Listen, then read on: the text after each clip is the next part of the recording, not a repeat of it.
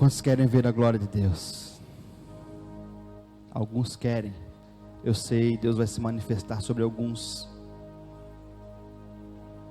Deus vai se manifestar sobre alguns. Quantos querem ver a glória de Deus nesses dias? Leia o livro de Atos, capítulo 7. Fala sobre Estevão. Ele viu a glória de Deus, caminhe como ele caminhou. Se espelhe na vida dele. A Bíblia fala que o mundo não suportava ver quem Estevão era. Não sei se você consegue entender isso. É mais ou menos como você está no teu trabalho, as pessoas não suportar o modo como você age, o modo como você vive, os princípios que você vive. Leia Atos, está lá, capítulo 7, sobre a vida de Estevão. A ponto de o apedrejá-lo. E a Bíblia fala que quando ele estava sendo apedrejado, uns instantes antes, ele viu os céus abertos e viu a glória de Deus.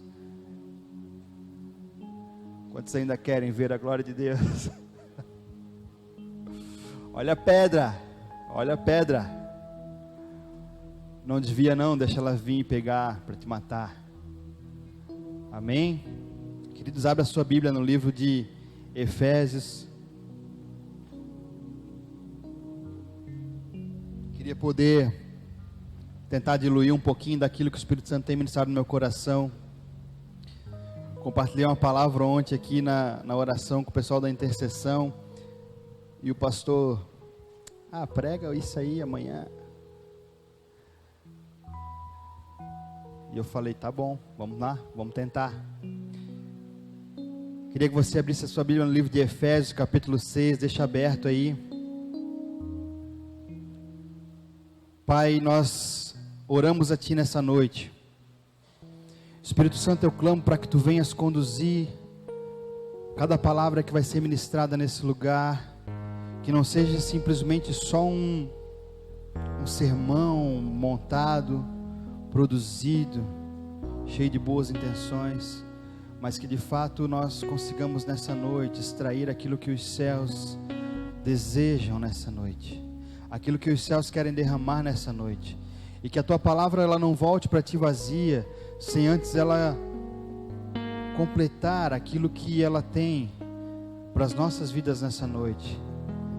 Assim como a chuva não volta aos céus sem antes cair na terra e molhar o solo e fazer com que a semente brote, que a Tua palavra possa brotar dentro dos nossos corações e nos levar a um novo nível de entendimento, de fé e de compreensão. Em nome do Senhor Jesus, nós Te louvamos. Amém, amém.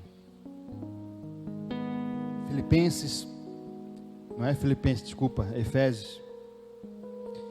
Capítulo 6, versículo 24, o último versículo do livro de Efésios. Paulo fala assim: a graça seja com todos os que amam o nosso Senhor Jesus Cristo, com amor incorruptível. Quem tem a nova versão internacional vai estar assim. Quem não tem vai estar com amor sincero. A graça seja com todos que amam o Senhor Jesus Cristo com amor incorruptível. E eu queria fazer uma pergunta para você nessa noite. A grande questão é: qual é o amor que você tem expresso para Deus nesses dias? Com qual o tipo de amor que você tem amado a Deus nesses dias? Porque essa é a grande questão hoje. Será que nós temos amado a Deus com uma paixão enlouquecedora, com um desejo frenético? Ou simplesmente com uma vontade, uma simpatia, um desejo, um pensamento positivo? Porque Paulo estava dizendo que a graça de Deus, ela estaria, que a graça de Deus estaria com todos que amam a Deus com um amor incorruptível. Ou seja, com um amor que não se corrompe, com um amor que não se pode corromper, com um amor que não se pode desfazer. Talvez a igreja de Efésios, queridos, se você for ler as igrejas, as cartas às igrejas, você vai perceber que talvez a igreja de Efésios, ela foi uma das igrejas que viveu talvez o maior nível de revelação em algumas questões, dentro daquilo que eles estavam vivendo no momento, dentro do contexto. Talvez a igreja de Éfeso, ela foi a igreja que teve uma maior explosão do Evangelho, uma igreja que conseguiu tocar e conseguiu alcançar praticamente uma cidade inteira, com o nível de entendimento, com o nível de revelação, com o nível de graça, com o nível de amor, que eles conseguiram atrair dos céus, naquele momento que eles estavam vivendo. Quem é que não queria pastorear uma igreja como a de Éfeso?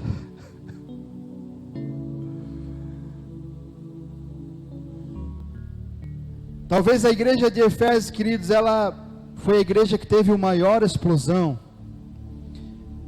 E Paulo começa no livro de Efésios, falando no capítulo 1, sobre o espírito de sabedoria e de revelação, coisas que para a época eram como se Deus estivesse dando um novo start, como se Deus estivesse virando uma página, porque Deus estava trazendo um novo, elevando a sua igreja a um novo nível de entendimento, a um novo nível de revelação para aqueles dias. E o capítulo 12 ele continua falando sobre a salvação que era pela graça. Eles conseguem ter esse entendimento, que nós estamos assentados com Cristo em lugares celestiais. Capítulo 3, que Deus era poderoso para fazer muito mais, infinitamente mais do que tudo aquilo que nós pedimos, do que nós pensamos. Capítulo 4, ele vem falando sobre a unidade do Espírito, a constituição dos apóstolos, a formação, a constituição profetas, evangelistas, pastores, mestres, apóstolos. Capítulo 5, ele fala a respeito do casamento, mas se referindo a esse relacionamento como Cristo e a igreja. E ele fala, digo porém, sobre Cristo e a igreja. Ele começa a falar das mulheres, que elas devem ser assim, agir assim, se portar de tal forma, perante seus maridos. Ele começa a falar igualmente os maridos, assim, assim, assim, diante das mulheres. E no final ele fala, digo porém, grande é esse mistério, ele fala, grande é esse mistério. Digo porém, sobre Cristo e a igreja. E no capítulo 6 ele começa falando sobre a armadura espiritual, que nós devemos nos revestir todos os dias, porque nós estamos numa guerra, e é real essa guerra. Então nós precisamos nos revestir de capacete, de couraça, de escudo, de espada. Grandes revelações que talvez marcaram a igreja naquele tempo, que trouxeram um novo entendimento, que levaram aquela igreja, aquele povo a um novo nível, a um novo patamar daquilo que eles estavam vivendo em Deus. Então no versículo 24, eu penso que não somente como uma saudação final, não somente como uma despedida, porque ele estava acabando a carta, que é a carta de Paulo aos Efésios, a igreja de Éfeso. Para mim não soa simplesmente como uma saudação final, mas parece que de alguma forma Paulo, ele deixou escrito nesse versículo 24, algo como que se soasse como um alerta para aquela igreja, algo como se tivesse algo escondido, ou sabe, nas entrelinhas desse versículo. A graça seja com todos os que amam ao Senhor Jesus Cristo, com amor que não se pode corromper, ou seja, com amor incorruptível. Por que eu estou falando essas coisas, queridos? Porque Paulo vem falando todas essas coisas a respeito da igreja de Éfeso. E se você continuar a ler um pouco mais à frente, quando você chegar em Apocalipse, Deus ele precisa trazer algumas cartas a algumas igrejas. E a primeira igreja que ele escolhe para se revelar e para trazer o entendimento a respeito do que eles estavam vivendo de fato, é a igreja de Éfeso. E isso acontece aproximadamente 30 anos depois que Paulo escreveu isso aqui. Então Deus vem em Apocalipse 2, através de João, ele fala assim, ó, abre lá, vamos ler. 30 anos depois, queridos, abre Apocalipse 2, olha o que Deus fala a respeito da igreja de Éfeso. Deus fala ao anjo da igreja de Éfeso, e é a primeira igreja que Deus procura para se revelar. Apocalipse 2, capítulo 2.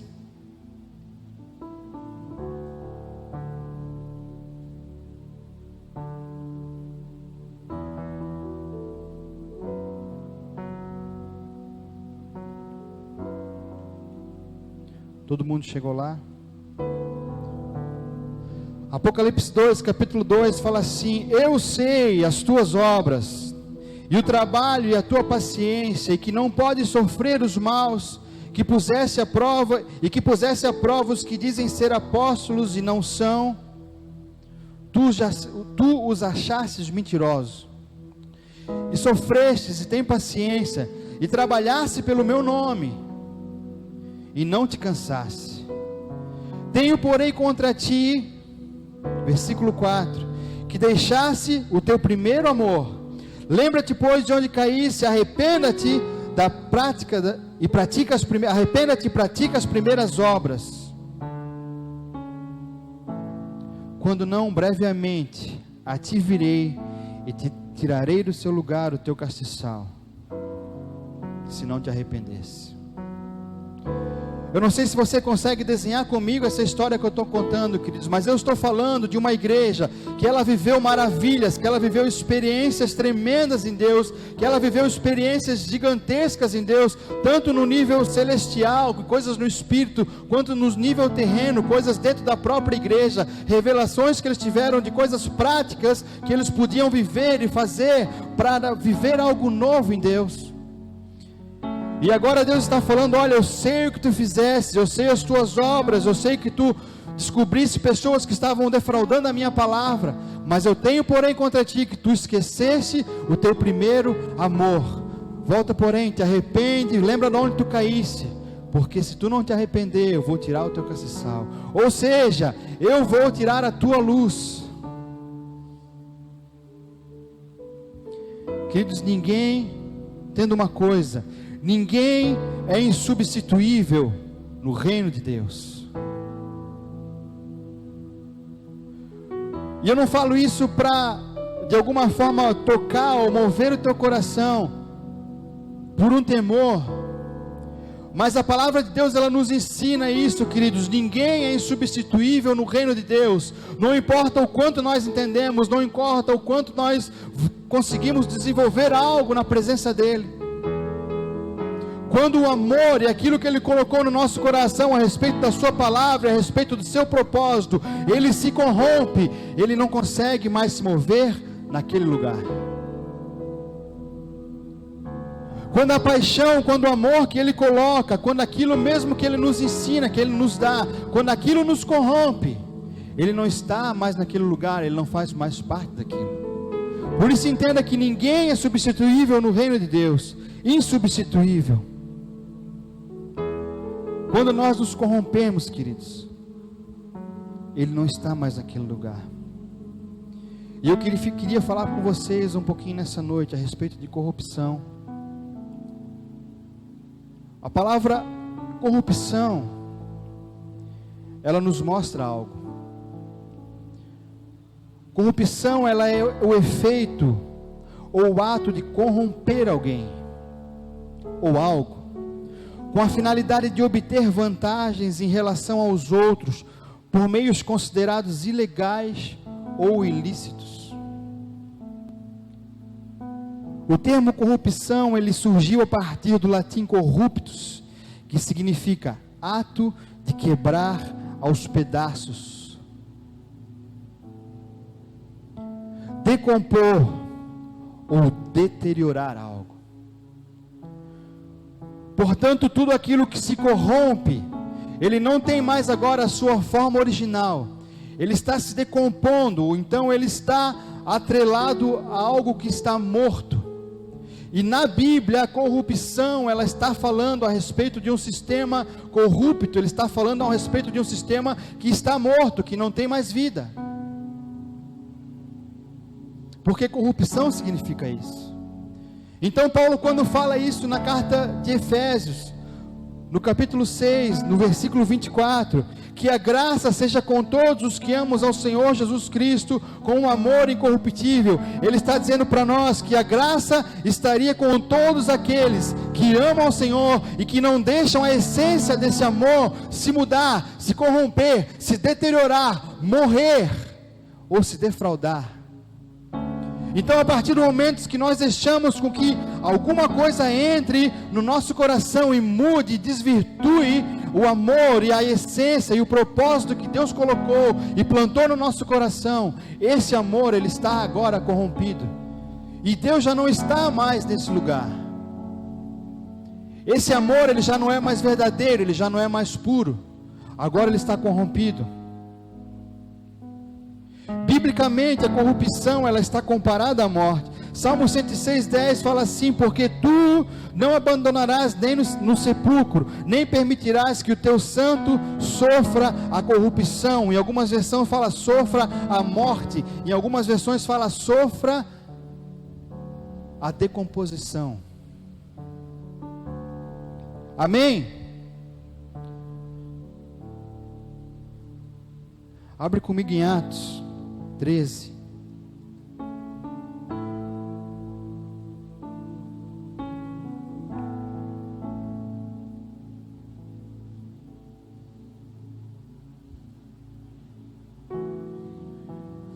Deixa abertinho ali. Queridos, Deus, ele é tão misericordioso. Deus, ele é tão grande, ele é tão maravilhoso, ele é tão perfeito em tudo aquilo que ele faz e que ele cria, que mesmo quando nós nos corrompemos, ainda assim ele nos dá uma oportunidade nova, de que nós podemos nos achegar novamente a ele. Então, através de Jesus Cristo, através do seu sangue, através do seu corpo que está aqui manifesto, nos achegar, criar um vivo caminho, criar um novo caminho, para que a gente possa se achegar novamente a ele, ter esse amor restaurado novamente, ter esse amor ligado novamente à fonte de vida, aquilo que vai nos trazer vida, aquilo que vai de alguma forma gerar vida. E Atos capítulo 13, no versículo 34, ele está falando disso,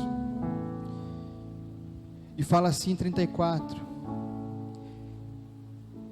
o 33 fala assim: como também está escrito em Salmos, segundo, meu filho és tu, hoje te gerei.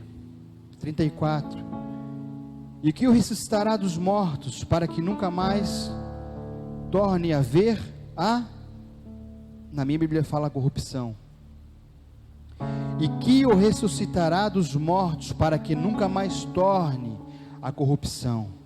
Disse assim: as santas e fiéis bênçãos de Davi vos darei, pelo que também em outro salmo diz: não permitirás que o seu santo veja a corrupção ou morte. Porque na verdade, tendo Davi no seu tempo servido conforme a vontade de Deus, dormiu e foi posto junto com seus pais, e viu a corrupção. Porque na verdade, tendo Davi no seu tempo servido conforme a vontade de Deus, dormiu e foi posto com seus pais, e viu a corrupção. 37, mas aquele a quem Deus ressuscitou, nenhuma corrupção há.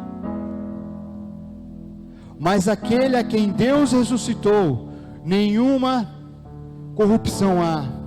Queridos, o texto de Atos, ele está nos ensinando que mesmo que esse amor, mesmo que essa essência esteja de alguma forma corrompida, e nós não estejamos mais recebendo vida daquele que um dia nos trouxe vida, aquele que ressuscitou, quem é? Jesus Cristo. Através dele, aquele a quem ressuscitou nunca viu a corrupção. Ou seja, Jesus, através de Jesus, esse amor, ele nunca se corrompeu.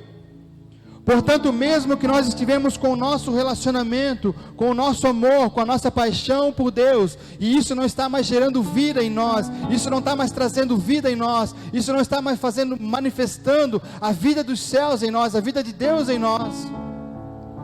Mesmo assim, através de Cristo, esse amor ele pode ser restaurado, ele pode ser transformado.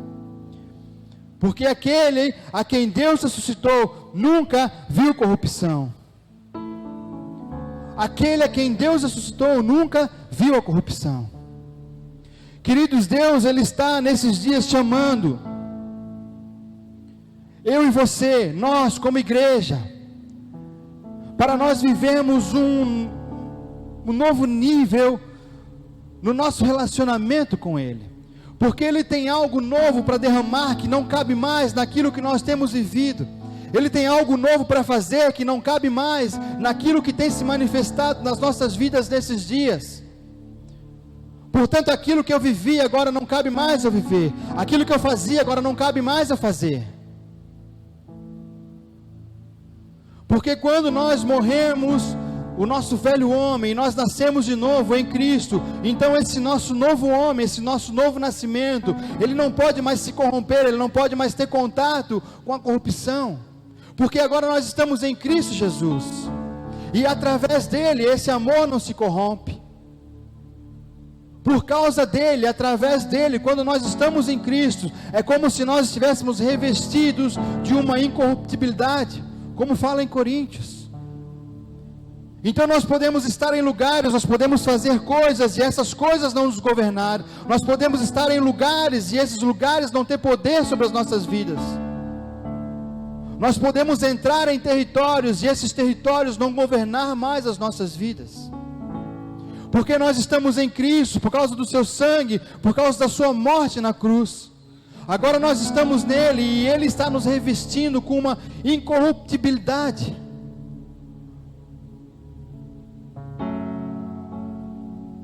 Quando nós nascemos de novo em Cristo, esse amor não pode mais se corromper. Certo dia Jesus estava com alguns fariseus, e eles estavam questionando Jesus a respeito de algumas coisas, e eles queriam um sinal. E Jesus fala para eles: olha, não haverá nenhum sinal a não ser o sinal de Jonas. O que Jesus estava querendo falar àqueles fariseus por causa disso, queridos? Vamos olhar para a vida de Jonas, e o que a Bíblia fala, e o que Jonas ele nos aponta. Jesus havia colocado um propósito, havia dado um propósito para Jonas, para que Jonas saísse da onde ele estava, para que ele fosse até Nínive, porque Deus queria salvar Nínive, porque Deus queria manifestar a sua presença em Nínive. E a Bíblia fala que Jonas, pela vontade do seu coração, ele se propôs a ir para Tarso, ele se propôs a fugir daquilo que Deus tinha, de alguma forma, projetado e programado para que ele fizesse. Jonas decidiu no seu coração, por causa da sua vontade, a ir para Tarso. Então ele pega um barco e ele vai, e de repente ele se encontra no meio de uma grande tempestade, uma grande tormenta, a caminho de Tarso. Ondas batendo naquele barco. Se você já leu a história de Jonas quando criança, você sabe do que eu estou falando.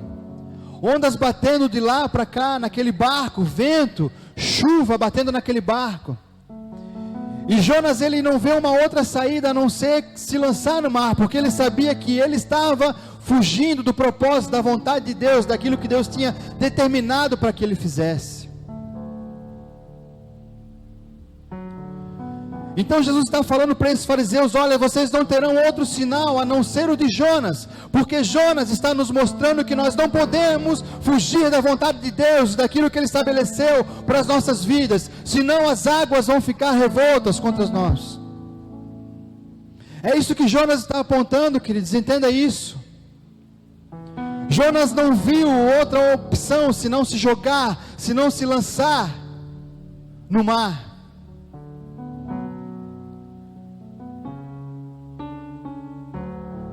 Então Jonas se lança naquele mar, e a Bíblia fala que ele vem e um peixe engole ele. Durante aquele peixe, Aquilo lá é um simbolismo de uma morte que ele está vivendo durante aqueles dias na barriga daquele peixe. Por quê? Porque através dele, queridos, apenas uma pessoa, através unicamente de Jonas, toda uma cidade foi tocada quando ele sai da barriga daquele peixe. Por quê? Por que esse é o sinal de Jonas? O que Jonas está sinalizando? O que Jesus disse para esses fariseus que ele estava sinalizando? Porque somente uma pessoa que se lança para a morte em Cristo Jesus tem poder e autoridade para vencer a morte de uma cidade. Somente uma pessoa que se lança para morrer em Cristo Jesus tem poder e autoridade para expressar o valor e aquilo que a cruz significa. E era isso que a vida de Jonas estava nos comunicando. Ele viu, Jonas nos comunica, querido, quando nós estamos fora daquilo que Deus está proposto para nós. Ele nos comunica isso, e ele viu, ele se viu perdido, ele sentiu que ele estava fora da rota, estava fora daquilo que Deus tinha para ele, e ele se lançou. Porque Deus quer nesses dias, procura nesses dias, homens e mulheres que estão dispostos no seu coração a se lançar na morte, para que Cristo viva e se manifeste através das nossas vidas. Se Jonas sozinho conseguiu tomar uma cidade, tocar toda uma cidade, através do seu exemplo de se lançar na vontade de Deus, imagina o que Deus pode fazer através da minha e da sua vida, se nós decidirmos nos lançar na vontade de Deus nesses dias.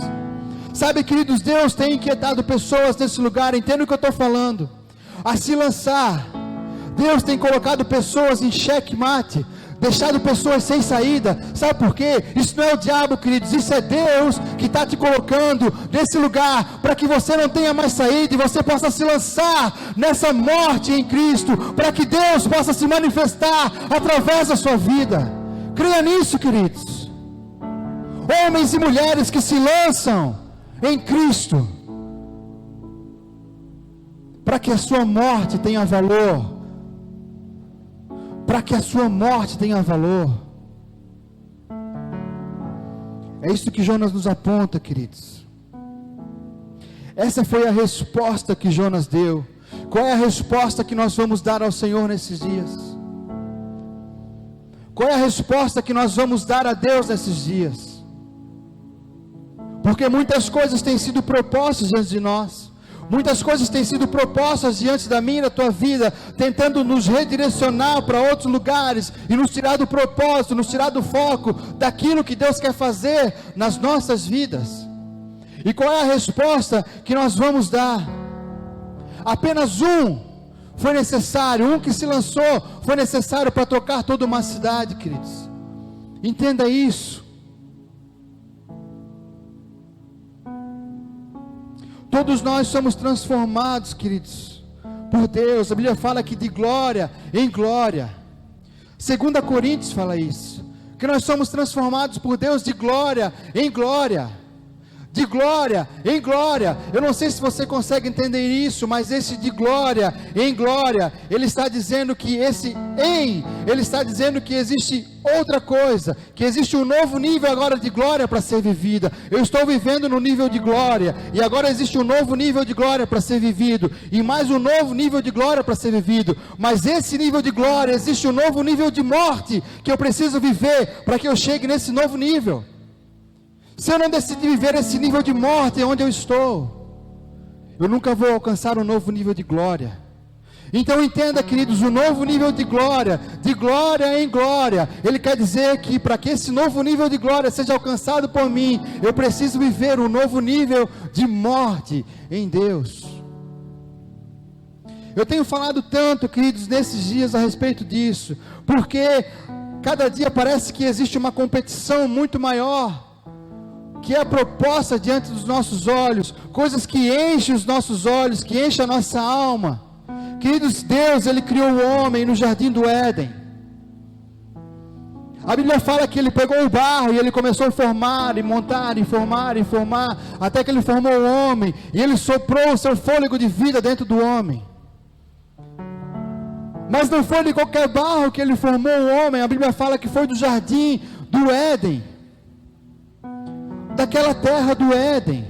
Isso fala de lugar de prazer. O homem foi criado por Deus naturalmente, a matéria-prima era o prazer. Mas quando Deus criou o homem com essa matéria-prima, era para que nós tivéssemos prazer em estar com Ele. Por isso que nós somos insaciáveis. Mas tantas coisas são apresentadas diante de nós para nos trazer distração, para nos trazer conforto, para nos trazer passividade, para nos saciar a nossa alma. Mas não é esse prazer que Deus nos fez para experimentar. Ele nos criou para que nós vivêssemos uma vida nele, lançada nele, jogada nele, saciados nele. Porque só Ele pode nos completar, queridos. Só Ele pode nos saciar. Só Ele pode derramar aquilo que Ele tem sobre as nossas vidas. Só Ele pode nos reconectar ao propósito.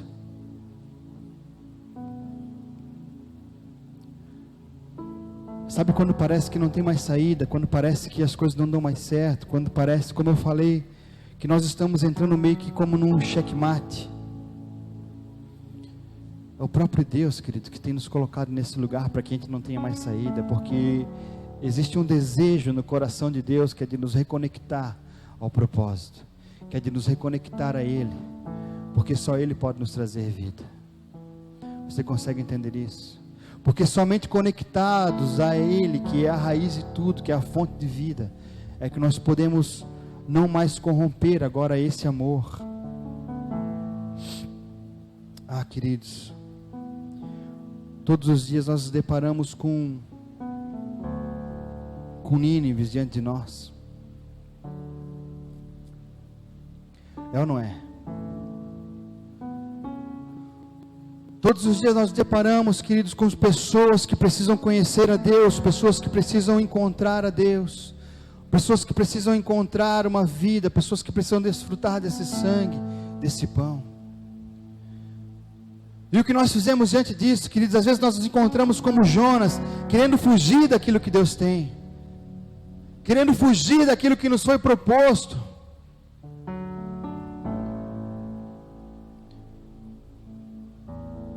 Não existe outro caminho, queridos. Nós não vamos ser completos em Deus, nós não vamos ser plenos em Deus, nós não vamos ter poder para agir, para guerrear, para conquistar lugares em Deus, para conquistar lugares nas regiões celestiais. Nós não vamos ter poder enquanto nós não entregarmos a nossa vida em Deus para essa morte, para que Ele nos reconecte ao propósito.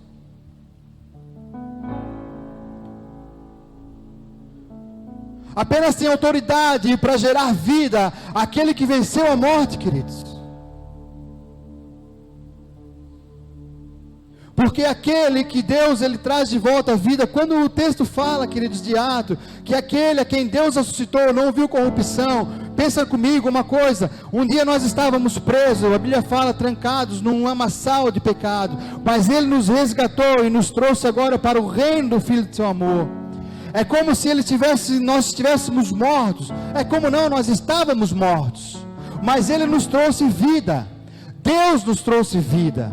E aquele a quem Ele trouxe vida não vê mais a corrupção. Aquele a quem Ele trouxe vida não se corrompe mais. E só aquele que venceu a morte tem poder e autoridade para poder agora gerar vida. Eu não sei se você consegue me entender. Pensa comigo a respeito de Davi.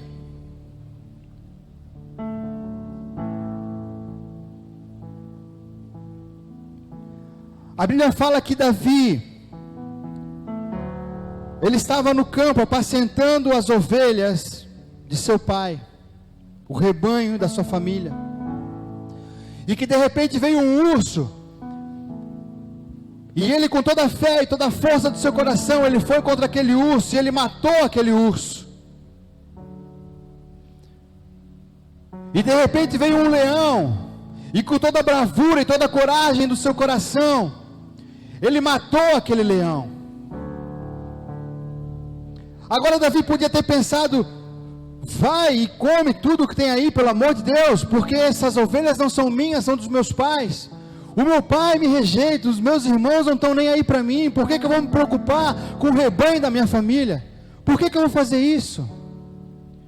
Mas Deus olha para Davi, e Ele olha para Davi, e Ele vê essa fé no seu coração, Ele vê essa coragem no seu coração, Ele fala: esse é um homem segundo o meu coração. Hoje ele está matando leões e está matando urso, mas eu vou colocar ele diante de um gigante muito maior.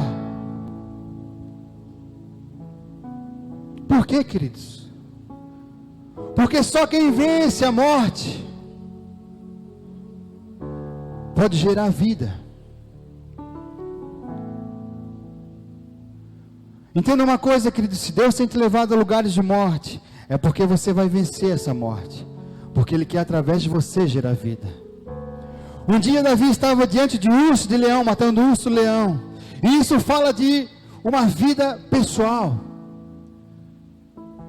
Entenda uma coisa: se você hoje decidir no seu coração, não só no seu coração, mas no seu corpo, porque isso é físico, se você decidir hoje entrar no seu quarto e começar a guerrear e clamar a Deus e gerar em você e Deus um lugar de intimidade, um lugar de comunhão, um lugar de relacionamento, e você começar a guerrear em Deus, e você vai derrubar gigantes que se levantam contra a sua vida, no secreto. Deus, Ele tem poder para tirar você desse quarto, e colocar você diante de qualquer lugar que seja no teu trabalho, seja na tua faculdade, seja no teu colégio, onde você quer que esteja, para você derrubar gigantes. Portanto, em Deus, queridos, não existe nada que pode nos derrotar, quando nós entendemos que nós precisamos estar conectado nele, para gerar vida.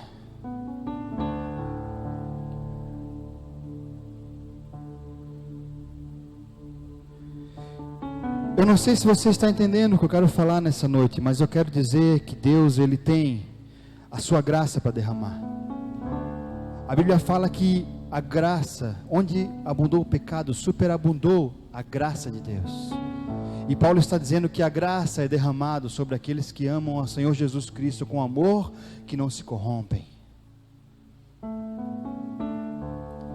Eu não sei se você está entendendo o que eu quero dizer, mas eu estou trazendo uma palavra, queridos, que é para você e que é para mim.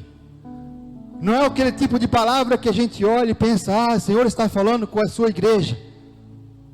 Deus está falando comigo e com você individualmente, queridos, porque Ele procura nesses dias homens e mulheres que se lançam, que estão dispostos a guerrear, a vir de encontro contra tudo aquilo que o mundo tem tentado e tem colocado diante de nós, dispostos a se entregar e a se lançar nele por tudo, sem que se corrompa o seu coração. Somente um coração, queridos, que ele não está satisfeito em Deus, ele pode se corromper. O diabo, ele só ocupa, entenda uma coisa, o diabo, ele só ocupa lugares vazios. Por isso que o seu coração está vazio, o diabo vai ocupar esse espaço. Se você não encher o teu coração com as coisas de Deus, se você não encher o teu coração, a tua vida com coisas eternas, o teu coração vai se corromper. Por isso que eu olho para esse versículo e eu não vejo ele simplesmente como uma despedida, mas eu vejo Paulo falando como um alerta para aquela igreja. E de fato foi, porque 30 anos depois, o próprio Deus vem e fala para eles: olha, abandonaste o teu primeiro amor, o teu amor se corrompeu. Lembra quando Paulo falou da graça? Era mais ou menos isso, parafraseando o que Deus estava falando. Lembra quando Paulo se despediu? Não era só uma despedida, mas era um alerta, porque o coração de vocês poderia se corromper. Era mais ou menos isso que Deus estava falando.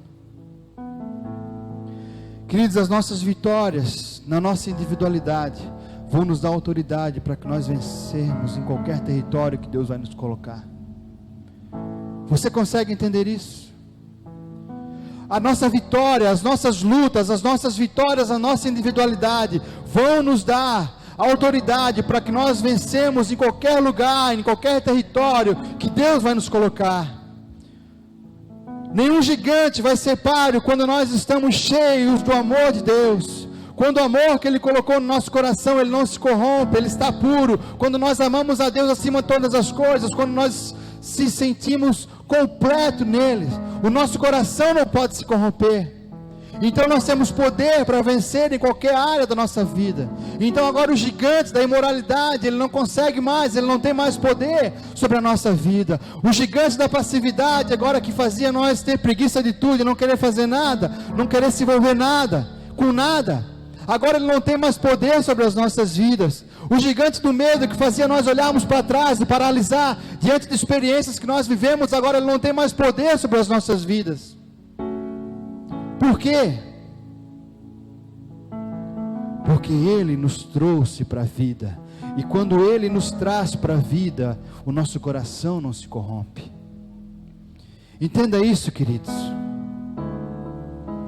O poder de Deus, Ele opera quando nós estamos conectados nele.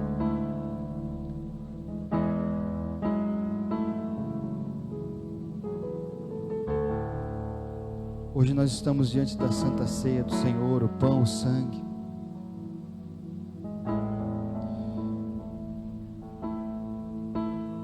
E se existe alguma coisa que nós podemos dizer que seria interessante que nós gravássemos essa noite,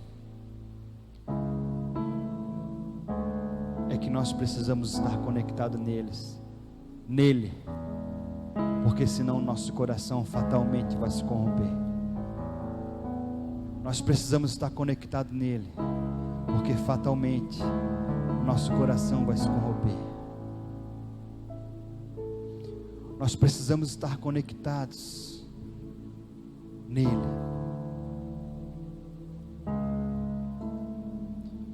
Queridos, se nós não estamos conectados em Deus,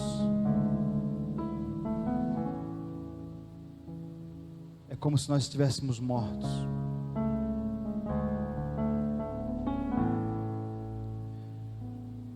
É como se, sabe lá no Éden, quando Deus criou o homem,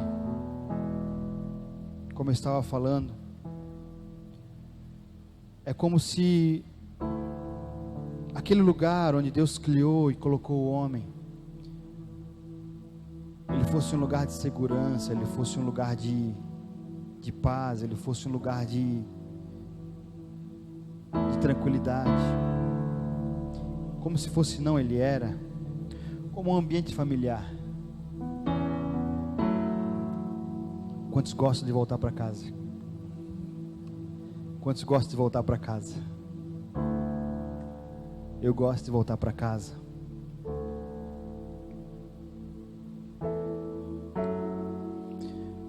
O Éden, ele era um lugar perfeito, queridos. Até que um dia a corrupção entrou por causa do coração do homem, por causa de dúvida. Então, às vezes, queridos, nós nos encontramos diante de um lugar que parece até ser um lugar bom, é um lugar de confiança, mas nós começamos a ouvir vozes e fazer coisas que estão propostas diante de nós, mas que não eram para nós fazer.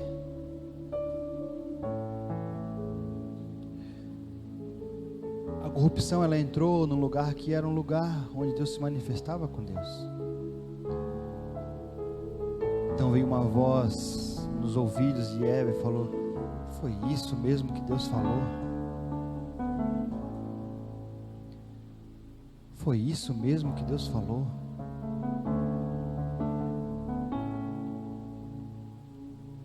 Tem certeza?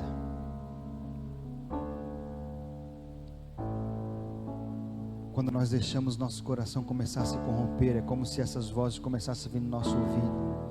Voz de dúvida: olha, foi isso mesmo que Deus falou? Porque eu estou num lugar tão bom e uma pessoa que me ama, ela está me dando conselhos tão bons.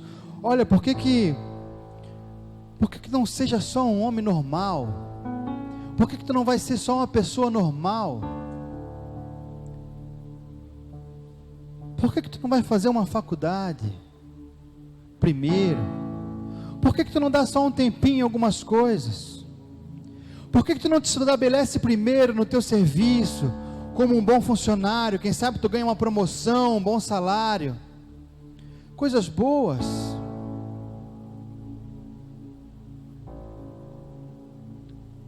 Por que tu não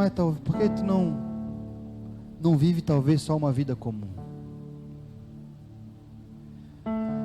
Sabe, igreja, Deus quer nos lembrar nesses dias do seu propósito, quer nos reconectar, nos trazer novamente para o seu propósito, quer trazer a sua igreja novamente para o seu propósito. E para que isso aconteça, essas vozes, elas não podem mais ecoar no nosso ouvido. Quantos aqui lembram um dia que Deus te chamou?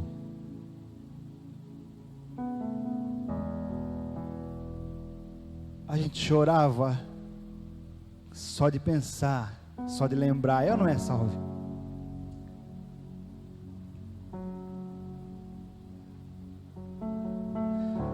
Nós chorávamos só de ouvir o nome de Deus, só de ouvir falar o seu nome.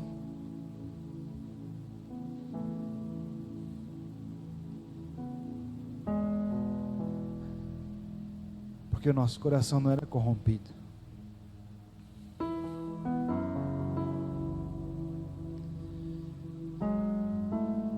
Queridos, eu lembro exatamente, como se fosse hoje, como se fosse agora,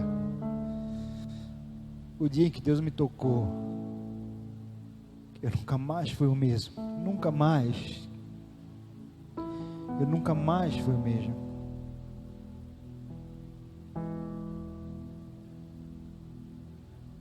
Mas meu coração não era corrompido.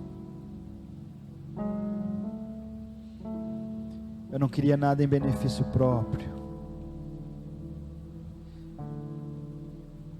Eu não queria fazer nada em troca de algo. Sabe quem é Jesus para você? Jesus é aquele que perdoa os teus pecados. Jesus é aquele que cura as tuas dores. Jesus é aquele que sara as tuas feridas.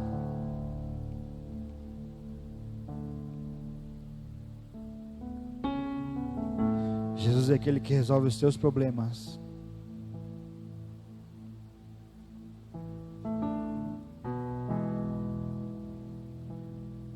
Sabe quem Ele é para Deus? Ele é tudo. Não existe troca. No céu não existe troca de favores. Jesus não desceu aqui, entregou a sua vida, derramou o seu sangue, porque Ele ia ganhar alguma coisa nos céus.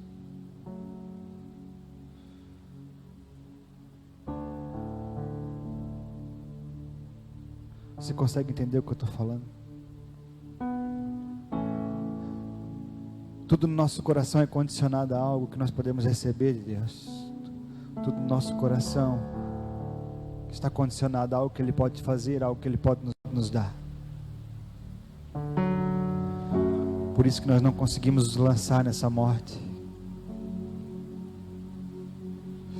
Porque a morte é algo que não vai nos dar nada.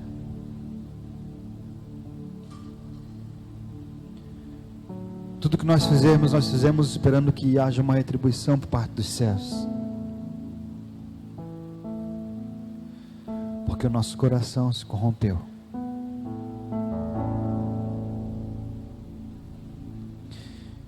Eu não sei, algumas pessoas, eu não sou muito de estudar Apocalipse. Talvez até devesse. Algumas pessoas falam a respeito das cartas, que a igreja tal período viveu tal carta, tal período tal carta. Eu não sei, não tenho nenhuma revelação profética a respeito de qual período nós estamos vivendo, mas eu sei que o nosso coração se corrompeu em algum lugar, nosso amor se corrompeu em algum lugar, e Deus, Ele quer restaurar. nesses dias a sua igreja e nos reconectar àquilo que Ele tem. Por isso Ele quer nos ensinar que para esse novo nível de glória precisa existir um novo nível de morte.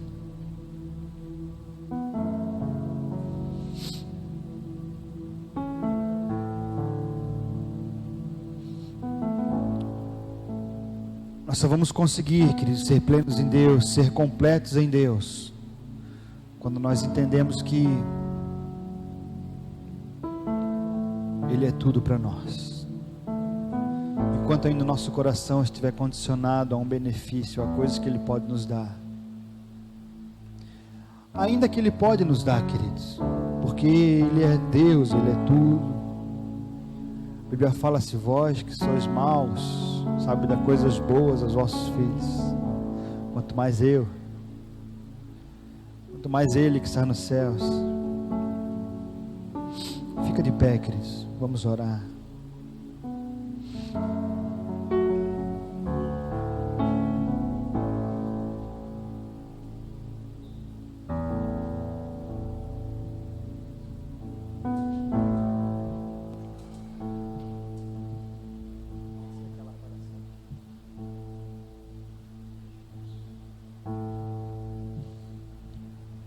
Enquanto o ministério adora, queria que você deixasse o Espírito Santo ministrar no teu coração.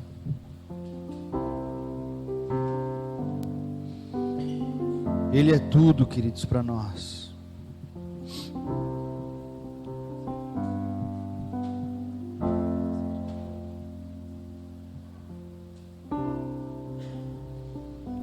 Deixa o Espírito Santo ministrar o teu coração. Nós já vamos orar, só vamos cantar essa canção junto com o ministério.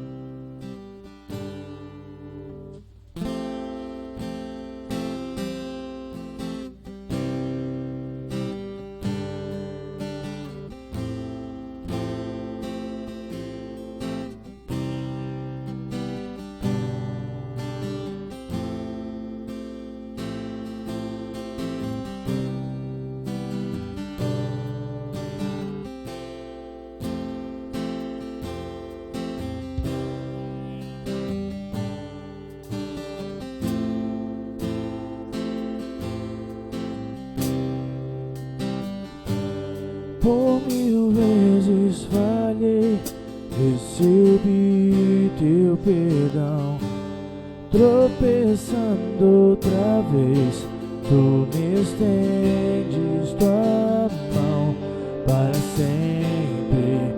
Se tudo se apagar, eu sei, para sempre tua luz me guiará à fé.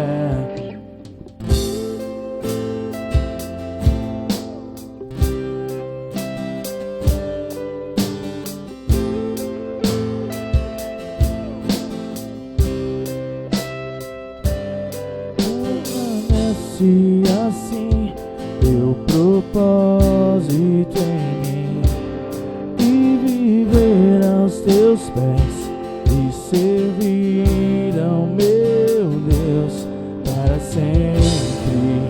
Se tudo se apagar, eu sei, para sempre tua luz me guiará à fé. Com tudo que sou, controle eu te dou. Consome o meu interior.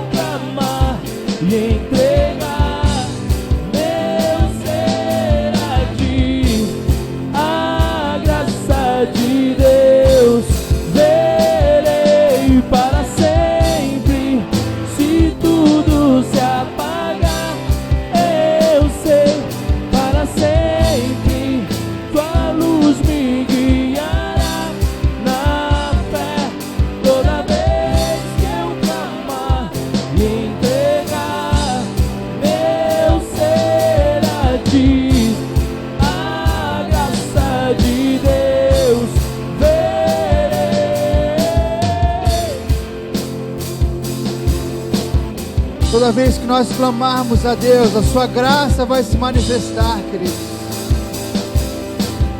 Toda vez que nós clamarmos, Ele responderá.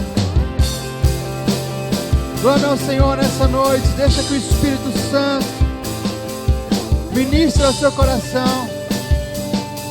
Deus tem procurado nestes dias homens e mulheres que queiram se entregar a Ele. Com tudo Homens e mulheres que queiram se entregar de verdade ao propósito, queridos.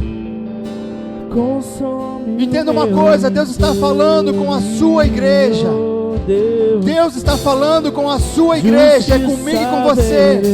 Esse chamado é para mim e para você, querido.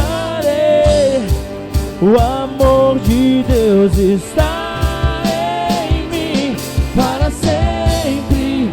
Se tudo se apagar, eu sei, para sempre tua luz me guiará na fé. Toda vez que eu clamar e entregar, Deus será a ti. A graça de Deus verei para sempre.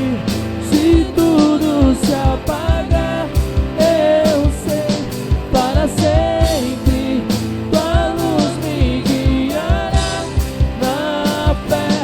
Toda vez que eu clamar e entregar, Deus será a ti. A graça de Deus, a graça de Deus, a graça de Deus verei.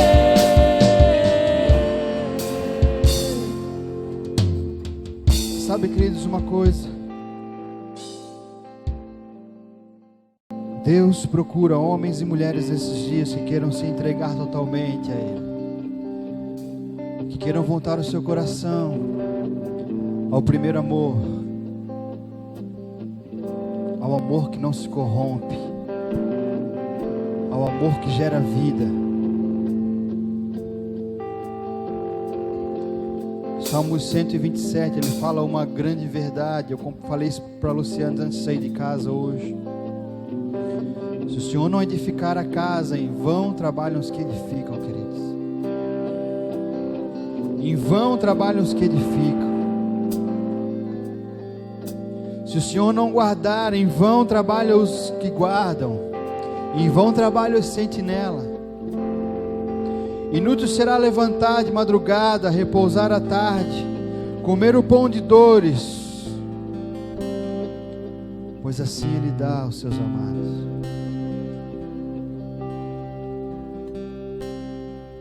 Esse salmo ele fala mais ou menos da condição de que nós nos encontramos hoje.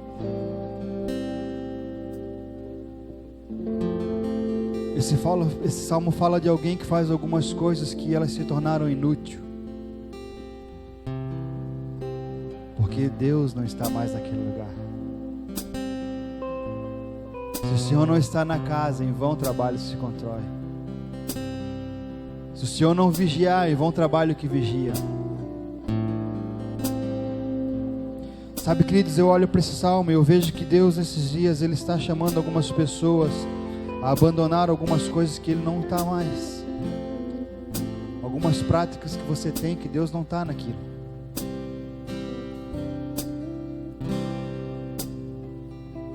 Algumas coisas que você faz que Deus não está mais naquele lugar. Deus ele está chamando a sua igreja nesses dias para gerar vida. Paulo, tendo uma coisa, queridos, Paulo uma vez ele falou, se eu não me engano em Filipenses, que eu tenho por perda, Filipenses, né? Tenho por perda tudo que eu recebi, tudo que eu aprendi, para ter a Cristo.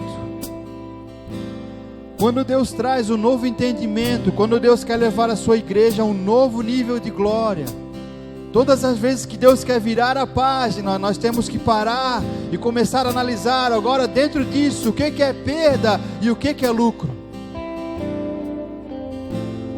Porque algumas coisas que nós fazíamos e que nós tínhamos como lucro, agora não são mais, são perdas. Por quê? Porque Deus está virando, Deus está mudando.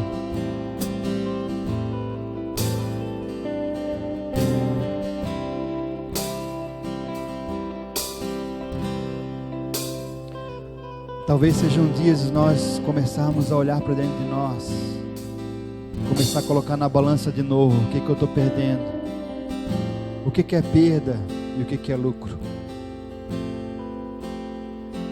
Porque uma coisa é verdade, Deus está manifestando algo novo sobre a sua igreja.